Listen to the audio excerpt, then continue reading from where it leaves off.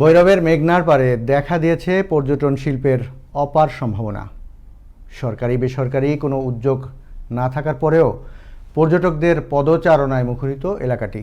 এখানকার নয়াভিরাম দৃশ্য মুগ্ধ করে তোলে আগত দর্শনার্থীদের। কিশোরগঞ্জের ভৈরব থেকে আরিফুল ইসলাম আমনের তথ্যচিত্রে আরও জানাচ্ছেন ফারুক শিমুল। এমন চিত্র দেখে মনে হতেই পারে এটি কোনো বিনোদন বা পর্যটন কেন্দ্র। তবে এই চিত্র পুরাতন ফেরিঘাট এলাকায় মেঘনা নদীর পাড়ের, যেখানে মেঘনার বুকে কালের সাক্ষী হয়ে দাঁড়িয়ে আছে দেশের বৃহত্তম দুটি রেল ও একটি সড়ক সেতু।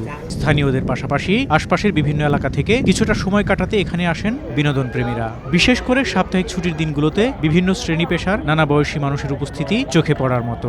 স্থানীয় নারী উদ্যোক্তাদের নিজ হাতে তৈরি পণ্যের স্টল, প্রমোদতরী, রেলগাড়ি, নাগরদোলা সহ শিশুদের বিভিন্ন রকমের বিনোদনের ব্যবস্থাও রয়েছে। আমি আমার আম্মুর সাথে আসছি, এখানে এসে ঘুরি, এখানে এসে খুবই ভালো লাগতেছে।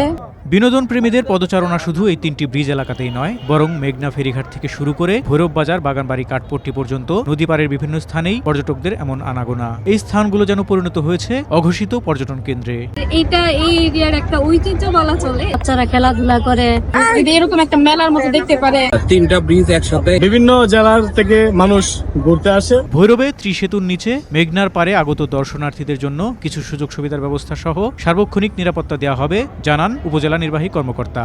ভালো সময় কাটাতে সেই জায়গাগুলোতে পরিবার পরিজন নিয়ে আসেন। আইন শৃঙ্খলা রক্ষাকারী বাহিনীর সহায়তায় সেই জায়গাগুলোতে ইতিমধ্যেই নিরাপত্তা জোরদার করার কাজ করছি। হাজারো পর্যটকদের পদচারণায় মুখরিত মেঘনার পাড়। অবকাঠামোগত একটু উন্নয়ন হলেই এই স্থানটি হতে পারে আকর্ষণীয় পর্যটন স্থল, অভিমত বিনোদন প্রেমীদের।